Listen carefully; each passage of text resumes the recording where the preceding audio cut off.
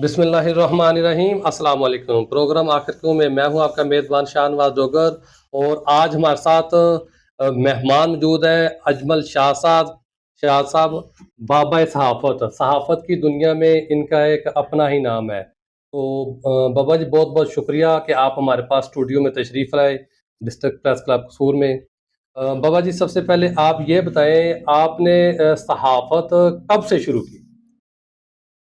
मेरा नाम मोहम्मद अजमल शाद है। मैं 1972 से रोज़नामा सियासत से आगाज़ किया था। फिर मैंने उसके बाद मगरबी पाकिस्तान, अमर रोज़, नए वक़्त और जना और दीगर अखबारात में काम किया। इसके अलावा आजकल मेरे पास कोहिनूर टीवी चैनल है और मैं अपना वीकली अखबार निकालता हूँ, तस्लीम कसूर। अपना ज़ाती अखबार बाबा जी आप निकालते हैं। तो बाबा जी इसके अलावा और किस किस चैनल के साथ आपने काम किया? चैनल से नहीं, मैंने अखबारात में काम किया। अखबार में काम करते थे। बाबा जी आप ये भी बताएं कि आपके वो कौन से कोई ऐसे दोस्त हैं आपकी ज़िंदगी में जो आप आज आज भी उनको आप याद करते हैं? उनमें सबसे ज़्यादा मेरा दोस्त डॉक्टर फजल रहीम, जो कि आज भी हयात है और वो अपने अखबारात निकालता है। डॉक्टर फजल रहीम साहब को आज भी आप याद करते याद हैं। कर दिया। बाबा जी आप नाज़रीन को साथ साथ ये भी बताएं कि ज़िंदगी में कोई ऐसा यादगार वाक़या जो पेश आया हो वो आपने नाज़रीन को आप बताना चाहें? वाकयात तो बहुत पेश आए। 1976 में एक बदमाश था जो जिसका तल्लुक कोट गुलाम मोहम्मद से था। उस वक्त थे एसपी मेजर जहीर। मैंने उनको शिकायत की तो उन्होंने उनके खिलाफ सख्त कार्रवाई की। उसके बाद हम सहाफत में ज़्यादा दिलचस्पी लेते रहे और हमने अत्तल वसा कोशिश की कि किसी के साथ कोई ऐसी बात ना हो जिससे तल्ख कलामी बढ़े। जी बाबा जी आप देखने वालों को क्या मैसेज देना चाहेंगे? नाज़रीन को क्या कहना चाहेंगे? सहाफ़ी बनने के लिए सबसे बड़ा दिल होता है कि अपने अंदर बर्दाश्त करना और ये नहीं कि मेरे हाथ में लोगो है या कलम है, मैं जाकर अफसर को थ्रेड करूं। हमारा नज़रिया ये होना चाहिए कि हम प्यार से उनसे बात करें और उनसे जो उनकी राय है वो लें।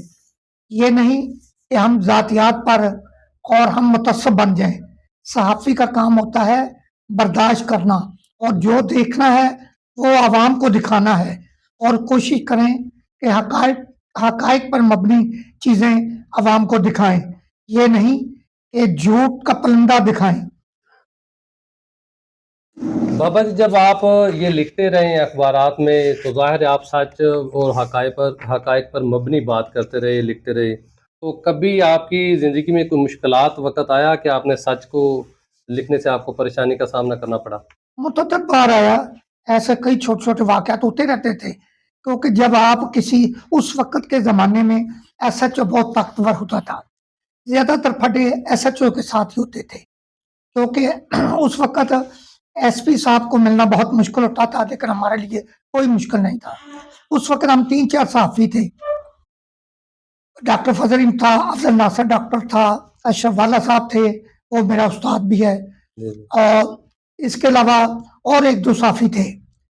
उस वक़्त हमें कोई ऐसे उस वक़्त हमारा इत्तेफ़ाक होता था, इत्तेहाद होता था। जी, जी। एक हमारा सबसे बड़ा फड्डा पड़ा था, आसन सलीम होता था एसएचओ ए डिवीज़न। जी, जी। एक न्यूज़ हमने लगाई थी, इसने कमार बांधों को पैसे लेकर छोड़ दिया।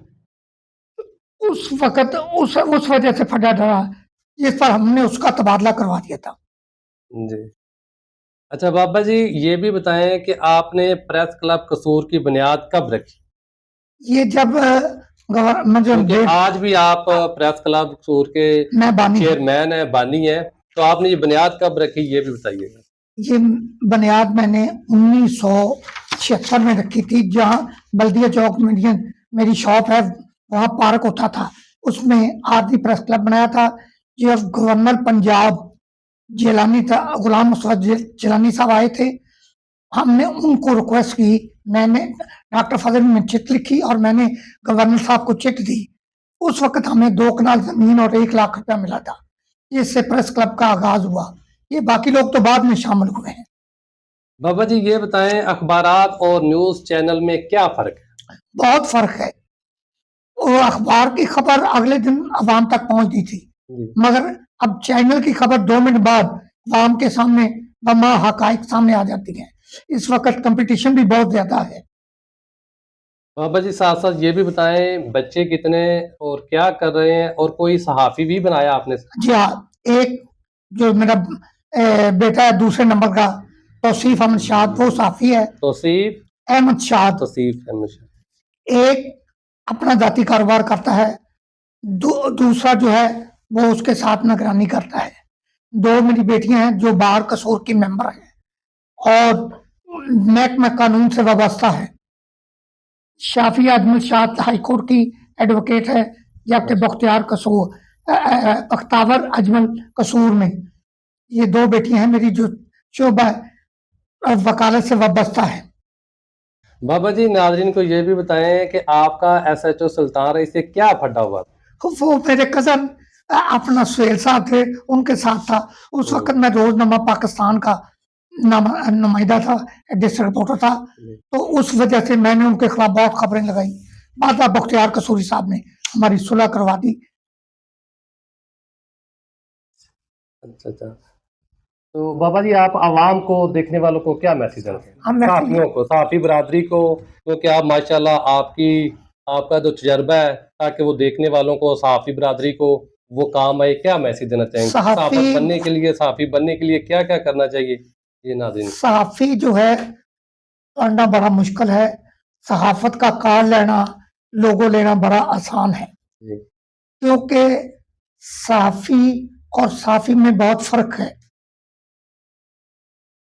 जो आपने ये सवाल किया है ना कि साफी बनने के लिए किसी न किसी सीनियर साफी को अटैच होना चाहिए और उसको शिगिर्दी करनी चाहिए, तब जाकर वो आस्ता आस्ता साफी बनने की कोशिश करेगा। साफी तो आज तक हम नहीं बन सके। जहां तक इस कसूर में प्रेस क्लब मुख्तलिफ ग्रुपों में बढ़ चुकी है और वहां पर इस वक्त खंडरात हैं। अब हम थे तो हम उसको रनिंग रखते थे। अब हमारी बजाय अता कसूरी ने डिस्ट्रिक्ट प्रेस क्लब को फॉल कर लिया है और मैं आज से इसके साथ हूँ। बस मुख्तसर। जी नाज़रीन, आपने बाबा सहाफ़त अजमल शाह साहब की गुफ्तगू सुनी। इसके साथ ही अपने मेज़बान शाहनवाज़ डोगर को दीजिए इजाज़त। अल्लाह हाफ़िज़।